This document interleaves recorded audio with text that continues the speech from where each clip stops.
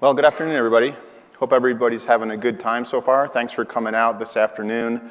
My name is Don Morrell. I lead solutions architecture for something called the Alexa Voice Service, which we're going to talk a lot about today.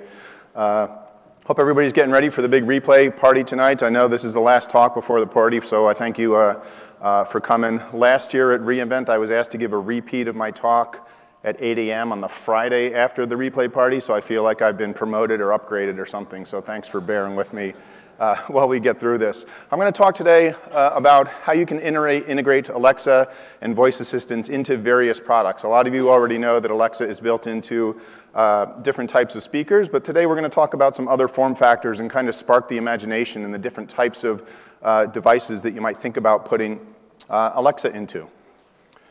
So let's get started. Way back in 2014, November of 2014, seems like a million years ago now to me, we released the Echo device. And it was the first device that contained Alexa. And you could speak to the device, and you could play music through the device, and ask it to do a few other interesting things. And we realized that at the time, it was a little bit of an experiment. We weren't quite sure how it was going to go, how Alexa was going to be received. But we were very pleasantly surprised to hear that the customer feedback was really good. And so we decided very quickly that we wanted to open up the Alexa and allow developers to come in and help expand its capabilities. And so our vision became, we want to bring Alexa everywhere that customers find value with Alexa. So our mission was Alexa everywhere and Alexa anywhere that customers wanted her. And at the same time, we also wanted to make Alexa get more intelligent over time, get it smarter. And there's certain things that Amazon can do over time to make Alexa smarter, but we realized that we couldn't do it ourselves. Just like we couldn't put Alexa anywhere by ourselves, we couldn't make her get as smart as we wanted her to be by ourselves. So we released a couple of capabilities, SDKs, APIs, tutorials, things to help spurn kind of an ecosystem or a developer community around Alexa. So we released something called the Alexa Skills Kit. Some of you may have heard of it already. The Alexa Skills Kit, we're going to talk a little bit about it today, but essentially it's a set of SDKs that allow you to build new capabilities into Alexa. We also released something called the Alexa Voice Service, or AVS, which is really the topic of the conversation today. And the Alexa Voice Service allows you to embed Alexa into other consumer electronics devices, not necessarily produced by Amazon. And so we really built this kind of open platform, open set of APIs that allow device makers, consumer electronics makers, hobbyists to come in and integrate Alexa in unique and interesting ways into their products. And so if you fast forward 4 years later up till today, we now see that there are literally hundreds of different types of devices that have Alexa in them, and not just speakers anymore. Of course, there's speakers and sound bars. We have devices from Harman Kardon and Ultimate Ears that have Alexa built into them, but you're also seeing things like smoke detectors and smartphones and alarm clocks and tablets. And so what we're going to do today is talk a little bit about how you can build Alexa into some of those new, interesting form factors. In order to do that, I first want to start talking about how one interacts with Alexa. As you probably know by now, Alexa is a cloud-based service. So I want to talk a little bit about how you interact with Alexa. Then we're going to talk about some of the specific tools and capabilities that Amazon has provided to help you bring Alexa to your devices. And we're going to dive a little bit deeper into the architecture behind the SDK and some of the considerations that you need to think about as you're integrating Alexa into your products. So here's a typical example. We happen to have a picture of a nice Harman Kardon Allure speaker here. It's one of the many connected speakers that have Alexa built into it. They've been a great partner along the way. And so, believe it or not, when we wrote this demo, we didn't know it was going to rain today. But you have this person here wearing a raincoat and a rain hat that says, "Alexa, will I need an umbrella tomorrow?" And so the person is asking the device, will I need an umbrella tomorrow? What's going to happen is that the device is going to capture that audio. We call that an utterance. Take the utterance, and it's only streaming to the cloud once it hears the word Alexa. We're going to go into that a little bit deeper in just a minute. It streams that audio up to the cloud, and then the Alexa takes over from there. So from our perspective, the device is done doing what it needs to do for now. That's just to listen for that wake word Alexa and then capture the audio. The rest of it happens in the cloud on the Amazon side.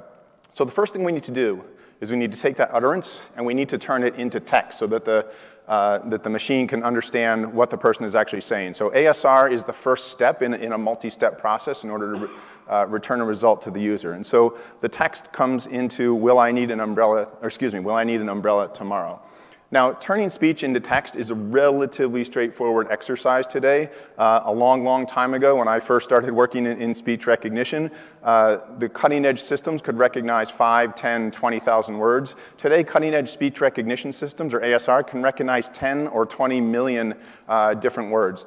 Does that mean we solved the language understanding challenge? Not even close. The hard part really comes in what we call NLU, or natural language understanding. That's taking those spoken words and turning it into something actionable, something that the machine knows how to respond to. Think about how many different ways there are to ask for the weather. I can say, will I need an umbrella tomorrow? Will it rain tomorrow? Will it be sunny tomorrow? What's the temperature tomorrow? At the end of the day, you're still asking the same thing, and the machine needs to know how to react to that one thing. And so we pass the ASR through something called the natural language understanding engine, and it turns it into what we see there, a domain. It says, aha, this is probably a weather question. So now I've constrained the question to a certain domain, and I can I'm trying to understand a little bit more about what the user is trying to ask me for. They're asking me, is it going to rain? And there's also happens to be a parameter associated with that. I specifically said tomorrow. If I said, will it rain? Alexa's going to assume it's today. But when I said tomorrow, that's what we call a slot value. And so Alexa recognized there's a slot value associated with it. So now I know what the user is asking for. The next step to do is to pass it off what we call a skill. And as I said before, a skill is simply something that Alexa knows how to do. Fundamentally, there's two types of skills. There's intrinsic skills, which are things that Amazon has built into Alexa. Alexa knows how to tell a joke. Alexa knows how to tell what time it is. But there's thousands and thousands of things that Amazon didn't teach Alexa how to do. For example, how to order a pizza, how to order an Uber, how to check your credit card balance on American Express or Capital One. So as I said in the opening remarks, we developed something called the Alexa Skills Kit, which allows third-party developers to come in and build new capabilities for Alexa and advertise those capabilities to users through something called the Skills Store. It's very similar to an app store on a mobile phone. And so you can activate these skills if you want, for example, to ask Alexa to order a Starbucks for you. And so in this case, Alexa had determined that the skill that it needed to invoke was a weather skill. And so she passes off all that information, the request for the weather and the slot value of tomorrow to the weather skill, and now the weather skill is essentially the business logic and knows how to respond to that request. And so the last step is to really take the response. The weather skill is going to spit back some text that says no rain is expected in Las Vegas tomorrow, which as of yesterday would have been a lie, but hopefully it's true today. And we turn it into speech now. We convert it from text to speech, and then we send the response back down to the device, and the device simply plays the audio back out to the user, and the interaction is done. Again, the processing on the device is relatively lightweight compared to all of the heavy lifting on the NLU side that Amazon takes care of in the cloud for you. Not only do we have the ability to talk directly to the devices and have the audio going back and forth up, we also have another class of devices called Works with Alexa devices. These are essentially all the smart home devices that can be controlled by Alexa. We're going to talk a little bit more about kind of the smart home model and the difference between Alexa built in and Works with Alexa a little bit later on in the talk. But in this case, just really quick, when I say, Alexa, turn on the living room lights, it goes through a similar set of orchestration steps, ASR, NLU, but in this case, there's a specialized skill called a smart home skill. And so Alexa recognizes that this is a smart home skill and that you have a Philips light bulb somewhere in your Alexa profile, and so it hands off the request to the Philips Hue skill, and from there, there's another set of data transfers and paths that happen in order to make not only the device say, okay, turning on the light, but also to actually turn on the light. And so when you put that all together, today we have a developer system and an ecosystem that is growing very quickly. Alexa is supported today in 14 countries. There's over 100 devices today that have non-Amazon produced devices that have Alexa built into them. There's over 5,000 smart home products that work with Alexa. Today there's over 50,000 skills available in the skill store, and there's hundreds of thousands of developers that have registered at developer.amazon.com to work either with Alexa skills or to work with the Alexa voice service. And so what that means for you as a device maker, if you're bringing Alexa into your device or bringing Alexa to your customer, Alexa is going to continue to get smarter over time without you necessarily having to do anything. As new music providers are onboarded to Alexa, as new smart home providers are brought into Alexa, as developers develop new skills, those capabilities automatically become available to your customers and users of your device because, again, all of that happens in the cloud, and the device is simply responsible for sending the audio back and sending the audio up and receiving the responses back. So that's a really great benefit to bringing Alexa into your device. So let's go into a little bit more detail now on how you actually go about putting Alexa into your device. If you wanted to take the simple approach, and we've actually had some people do this, you could just build a plastic mount, screw it on the ceiling, and stick a dot into it. But that's not what we're here to talk about today. We're here to talk about you as device makers, as hardware manufacturers, actually building Alexa into your custom product.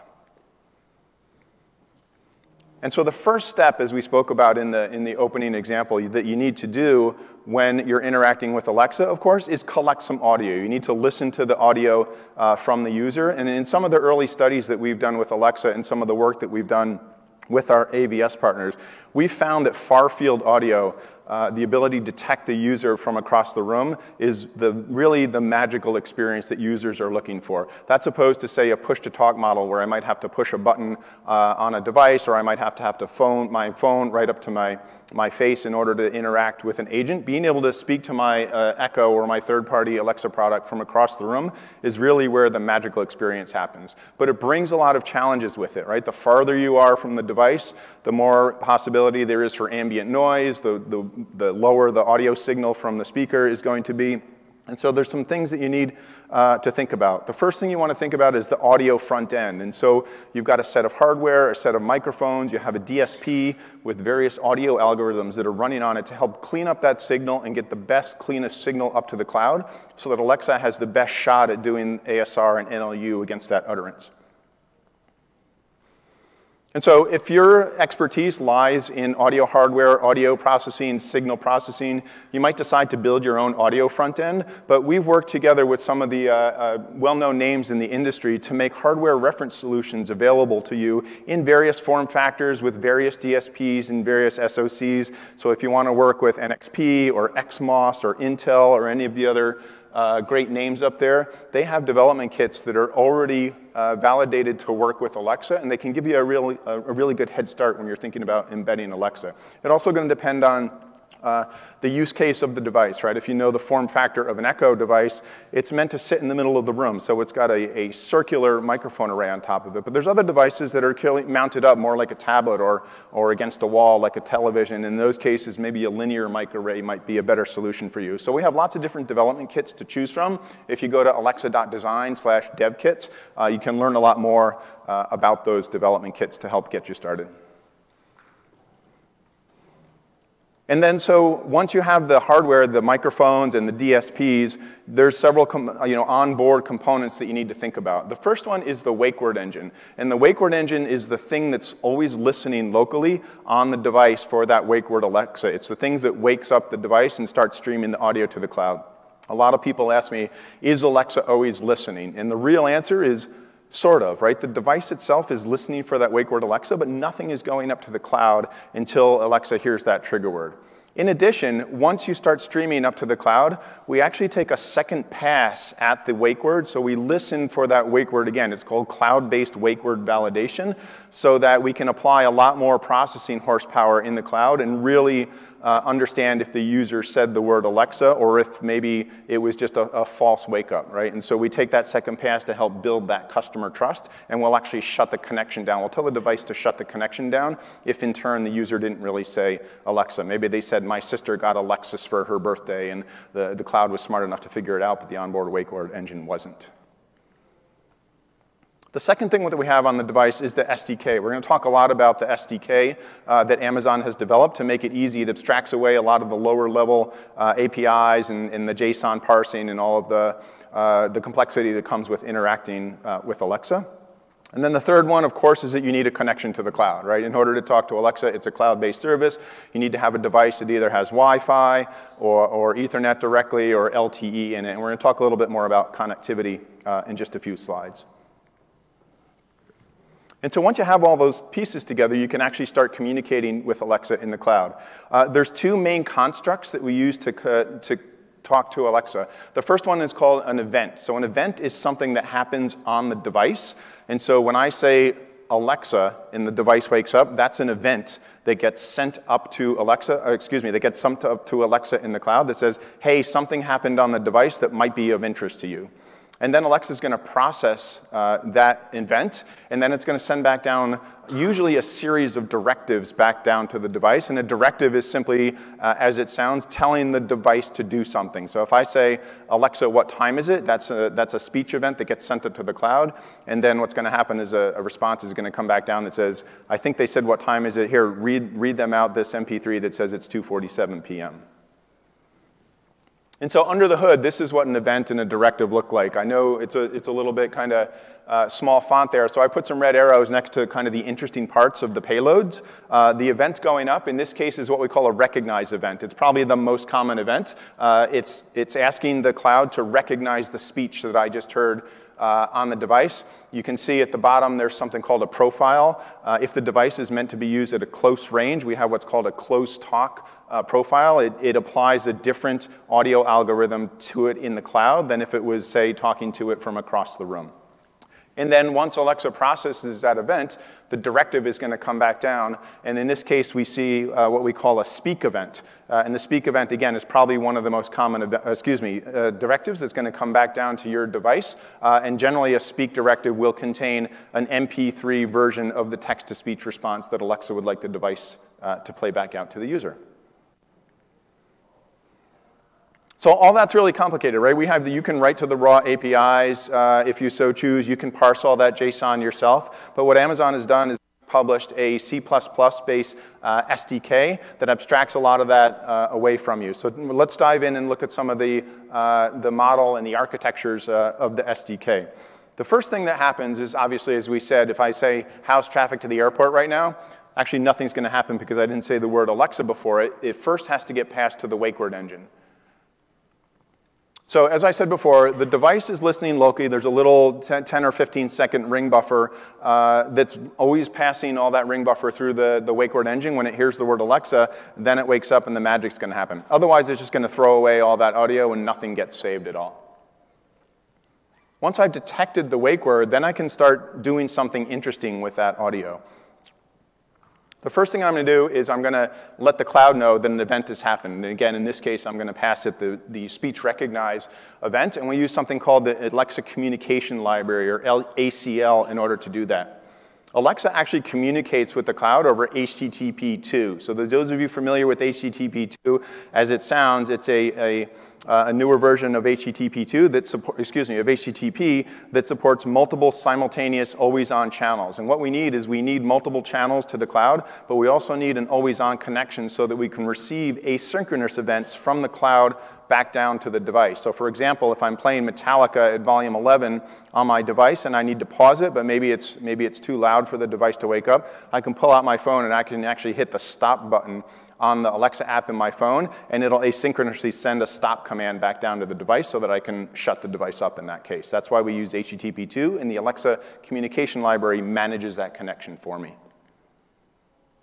So then we're going to get the directive back down for the device, and it gets handed off to something called the Alexa Directive Sequencer Library. Why do we have a library just to process the directive? In reality, we spoke about having the speak directive as being the most common one. In reality, there's a whole bunch of stuff that can be happening on Alexa at the same time. Alexa in the cloud is a really big state machine, and the cloud has to understand everything that's going on the device so that it can interact and give the right response to the user.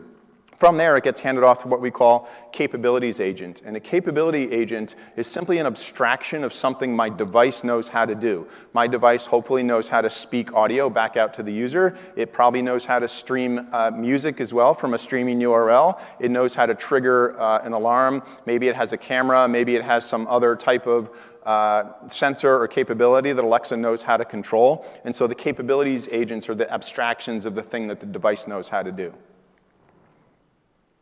And then we have the final component, which is the Alexa Focus Manager. And the Focus Manager tells Alexa, as it sounds, what should be in the foreground. What do I want you to do next if there's multiple things happening at the same time? For example, again, let's say I'm going to watch a game and I want to play some music before the game starts. So I ask Alexa to play Metallica at volume 5. I throw a pizza in the oven and I say, Alexa, set a timer for 20 minutes.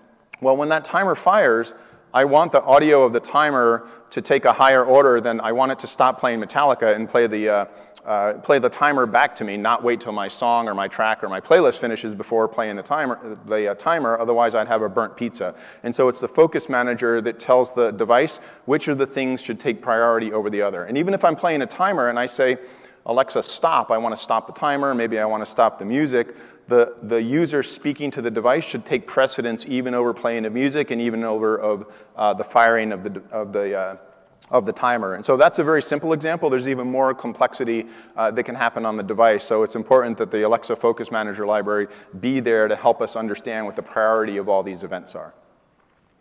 And so after all that happens, in this case, back to the beginning of the example, we're saying, how's the traffic to the airport? Eventually, we get that text-to-speech response. We get the speak response. And then that gets handed off to a media player. Most of the time, the media player is going to be provided by you, the device maker, and the media player needs to play that MP3 file back to the user. Maybe it needs to play some ringtone because the alarm went off, or maybe it has to stream a URL from the cloud if somebody has to play some music from Spotify or iHeartRadio, for example. And so that's the device SDK. Again, you can do that all yourself if you want to, but the SDK is freely available on GitHub, so it's a great way to get started. Between the device SDK on GitHub and the development kits that we've spoken about, it can help accelerate bringing Alexa to your product. If you want to take it even to the next level, we have a series of solutions partners, solution providers that can help you accelerate even quicker. There's some systems integrators out there that have gone through the heavy lifting of integrating Alexa into various application chips. So let's say you're developing a speaker, for example, and you need some help not only with the Alexa stack, but with the audio stack as well and with the playback stack. There's systems integrators out there such as LinkPlay and Sugar and DTS who have done most of that for you. So you can actually start with their modules, their connected speaker module, and you can really help accelerate getting a device to market quicker. And then perhaps the quickest way to get a device to market is through what we call an original design manufacturer, an ODM. And an ODM essentially creates white-labeled versions of consumer electronics products for you. So if your company's skills lie more in distribution and in marketing, you can actually work with an ODM to take one of their prefabricated Alexa-enabled devices, slap your logo on it, and start selling it on Amazon.com. It's a very quick way to get started selling Alexa-enabled products. So that's kind of the core Alexa software development kit and the tools and the capabilities that you have. What I want to do now is talk about a couple of different form factors that are interesting to us and hopefully you'll find interesting to you. Let's start with headphones. Headphones is a fairly new space for us, but it's been obviously one that the customers have been asking for a while. Earlier this year, we released something called the Alexa Mobile Accessories Kit. And so what this does is it moves a lot of the AVS client functionality from the device itself into a mobile phone. If you think about a set of headphones, they don't necessarily have a lot of processing power. Maybe they don't have enough capability on them to detect a wake word or to run the full SDK. And so what we've done is we moved the client to the mobile phone. And so if you've got a device, either a headphone or maybe a Bluetooth-only speaker that you want to use with Alexa, you can communicate over Bluetooth back to the phone and interact with Alexa through the headphones or through the Bluetooth speaker that way. So in essence, the phone becomes the connection to the cloud, and it becomes all the client logic moves to the phone. So that offloads a lot of things, right? You don't necessarily need enough processing power on the headphones or on the speaker in order to run the full Alexa client and some of the other capabilities that come along with Alexa. It offloads the connectivity to the cloud to the phone, but it also still provides a lot of the feature-rich capabilities that Alexa would have on a device when you integrate it natively. You can do things like Alexa calling. You can do location-specific information, a lot of the things that you can do with a device with Alexa built into it proper. A couple of considerations when you're thinking about embedding Alexa into mobile devices. A lot of the devices that you're familiar with that have Alexa in it, like an Echo or like a Show, have kind of a visual indication of what's going on the device. On the Echo, they've got the blue light ring. The Show has kind of a blue chrome going across the bottom. But in the case of a headphone, obviously, generally you're not going to have some visual indication of what's going on. So it's important that you still maintain the customer trust, and so the customer knows what's going on with Alexa. We want the user to know when the device is listening, when it's streaming to the cloud, or maybe when it's turned off. So instead of maybe using visual cues, maybe with a headphone you might want to use an audio cue, or what we call an ear con. So if I tap the device in order to wake up Alexa, maybe there's a little bing or something that lets the user know that Alexa is now listening. And then once Alexa is done listening, maybe there's a different ear con that says, OK, I'm done. I'm going to now send the audio to Alexa and send the response back down. So those are things just to be aware of as you're integrating Alexa into a device that might not have a visual presence in front of the user. The second category that I want to talk about is smart screens. This is a new space for us, but it's a really interesting space. Alexa is a voice-first service, and Echo was a voice-first product. But I like to tell a lot of the customers and the device makers that I work with, don't integrate Alexa or voice into your product just because it's a cool new technology, right? Do it because it's the right experience for your users, and it's going to make your customers more happy. It's going to be a more magical experience. It's going to remove the friction, if you're a speaker maker, of asking the device to play some music.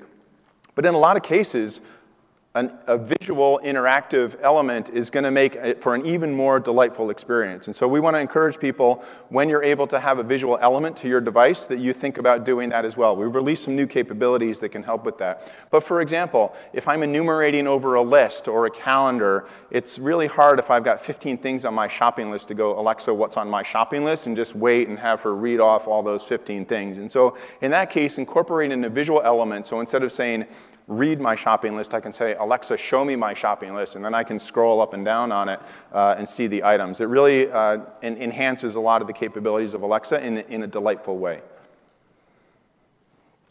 And so back in September, we released a couple of capabilities that help bring visual experiences to Alexa-enabled devices.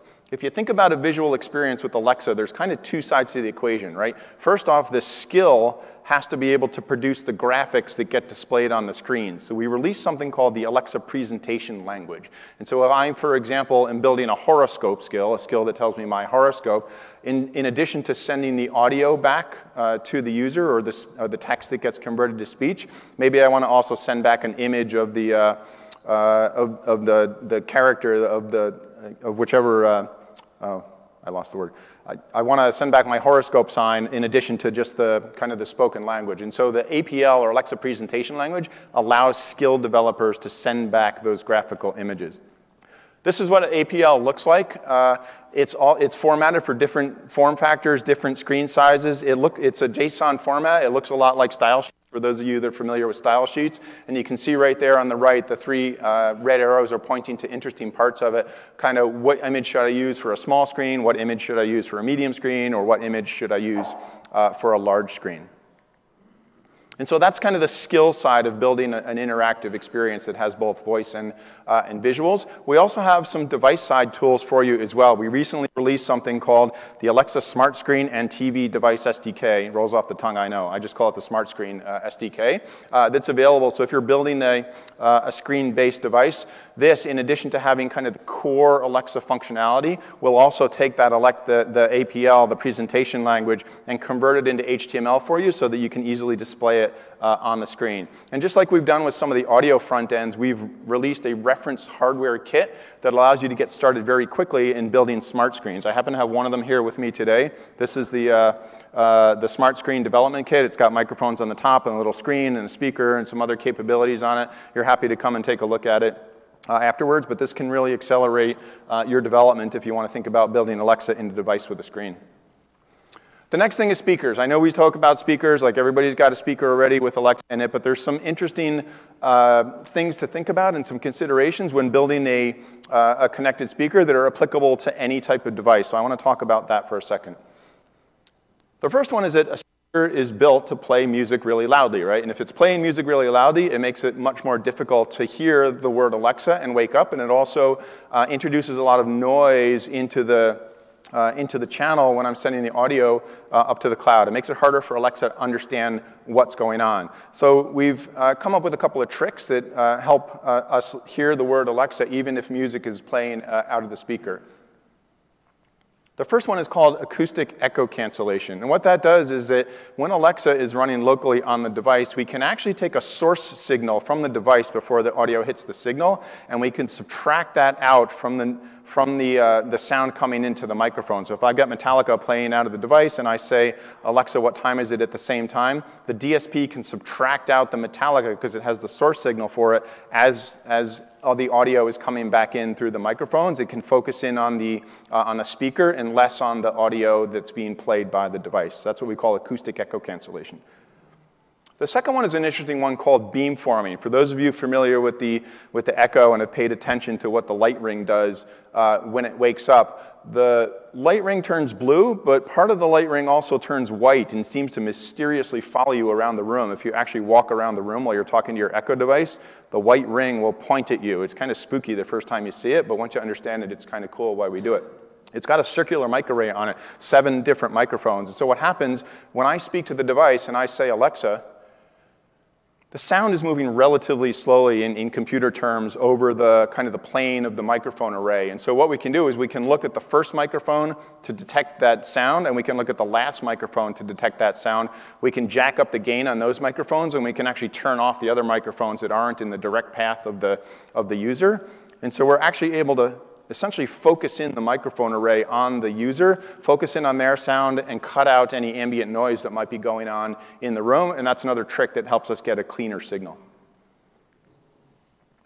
Multi-room music is another capability that we recently released. This is something that a lot of people have been asking for. It's the ability to synchronize audio playback on a set of heterogeneous devices. So this works on Echo devices today. If you've got 3 or 4 Echo family devices around your house and you say play Metallica everywhere, you're going to hear synchronized audio on all those devices. We've opened up that technology to third parties. So now if you're building a connected speaker, you can implement our multi-room music technology. We have a reference implementation from our friends at NXP, for example. And so if you've got a speaker and you have an Echo and I say play Metallica in the living room, the MRM technology will actually synchronize the playback of the audio on multiple of those Alexa-enabled devices. It's pretty cool technology.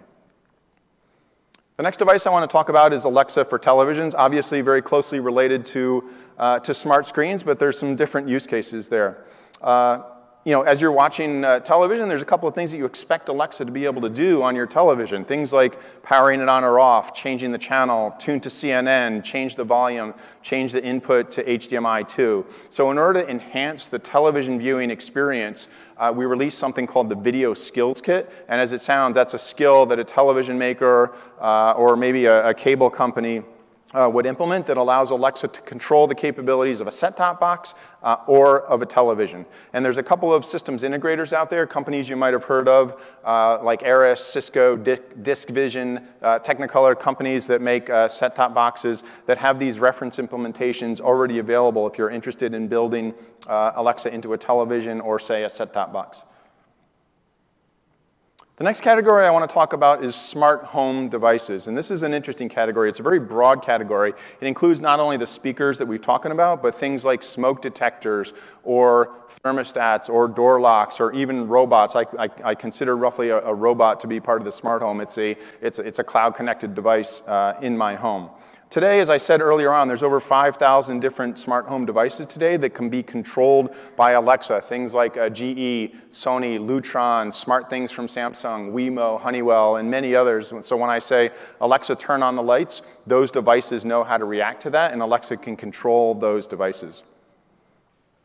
This is a quick architectural diagram of how a smart home device might work with Alexa. As you can see on my right, you have in the blue is the Alexa cloud, and on the left is what we call the device cloud. This is a cloud that the device maker uses to control that system, right? To turn the light on or to turn the light off. Here's a sample architecture, of course, on AWS. Hopefully, if you're building a smart home device, you'll consider using AWS for it. But there's a couple of things to consider. Alexa needs to know the state of the devices. Just like Alexa needs to know what's going on the device and in the cloud, Alexa needs to know the state of all of the smart home devices, so that if I go, Alexa, is my front door locked, and I've changed the lock configuration with my mobile phone, or I've actually gone up and locked the door, we need to send those events back to Alexa. So you can see the blue line down there, the directives and the green state updates are going back to the cloud every time the state of the device changes. So that when I say, Alexa, lock the door, she can say either the door is already locked, or when I ask to query the temperature, she knows what the temperature of the thermostat is.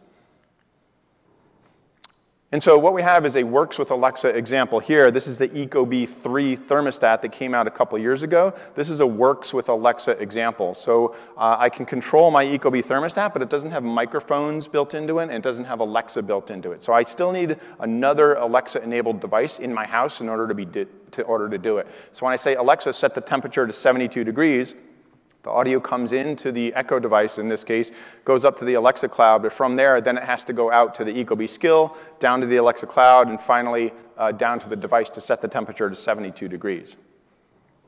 But last year, Ecobee came out with the Ecobee 4 thermostat, which has Alexa built in. We work with them, and they've got a microphone array in it now. They've got a speaker in it. So I don't need that Amazon Echo or that other Alexa-enabled device in my house anymore. I can speak directly to my thermostat and say, Alexa, set the temperature to 72 degrees, and the device can react locally. But as I spoke about earlier, Ecobee also gets the benefit of having everything that Alexa can do now built into that device. So that device can tell you what the weather is outside. It can tell a joke. It can tell you how much money you lost in crypto last week if you want to ask it what the price of Bitcoin is. So those are the 5 different device classes I wanted to talk about today. I want to just leave you with kind of a few closing thoughts, other things to think about as you're thinking about building Alexa into your products. Perhaps the most important thing, if you walk away with one thing today, it's make sure you maintain that customer trust. Everybody's heard horror stories about IoT devices and smart devices getting hacked and people building botnets from them. And so we want to make sure that we're continuing that customer trust. Customers trust Alexa, they trust Amazon, and so we want to make sure that we continue that trust. And so we published a set of security guidelines, things like using TLS 1.2, making sure you have an OTA capability, making sure that you're planning proactively for security incidences. So if you're thinking about building Alexa into your device, make sure you visit alexa.design/security and think really hard about the security of the device. There's a lot of trust that has to go into a user speaking to that device and having it available in their home. The second important thing here is to test your product, right? We have a set of functional guidelines, a set of UX guidelines, a set of security guidelines that we publish to help you understand how you want to test the device and make sure you've got a delightful user experience. One of the things that we learned early on when we were developing Alexa is that there's this magical tipping point between a really, really bad experience and a magical experience. As we were developing, I remember talking to people that were in the beta program before the Echo was even launched, and it was a horrible experience. It didn't understand anything I said, and it would react in weird ways, and people just didn't want to use it. But then as Alexa got smarter over time and we tuned our NLU engine, there was this magical tipping point, and I'm making up a number here. It's a very small number. When Alexa goes from, say, 80% recognition accuracy to 85% recognition accuracy, it goes from a really bad experience to a magical experience almost instantly. And so testing is really important to make sure that you're doing a delightful user experience. For those of you that haven't seen it, there's a really funny video on YouTube about 2 Scottish guys stuck in a voice-activated elevator that shows you what can go wrong when you don't test your speech recognition system. So if you have time, I encourage you to check it out. I didn't have time to show it today, but it's a really funny video. And finally, once you're ready, you've integrated Alexa into your device, you've gone through the security requirements, you've tested your product, you've sent it to us for additional validation, you're ready to market and launch your product. So once you go through all that process, you're then eligible for the Alexa built-in badge on your packaging, which also allows you to kind of showcase your product on Amazon. In addition to operating a cloud and running Alexa, we also happen to sell a lot of stuff on Amazon. And so if you have that Alexa built-in badge on your device, there's some benefit that you can gain by marketing and displaying your device on Amazon.com. And so if you want to get started, there's a couple things that you can do. I encourage you to visit alexa.design/AVS tutorials. There's a GitHub project that can allow you to run Alexa on a Raspberry Pi in just a couple hours. So please, get started. Everything is open and freely available to you. You can jump in and start using it and start playing with it and really come up with some creative design.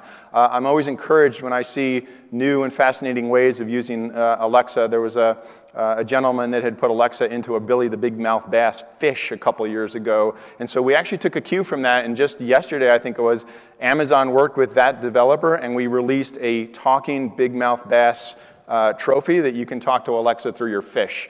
I also saw somebody build Alexa into a mock-up of a HAL 9000 computer, which I thought was both spooky and kind of cool at the same time. So I encourage you all to get creative, play with Alexa. The tools are out there. Raspberry Pis are readily available. And think about the different ways that you might want to build Alexa into your products. And that's it. Please take the time to fill out the survey at the end, and hopefully everybody has a good replay party tonight, and we can all stay dry. Thank you.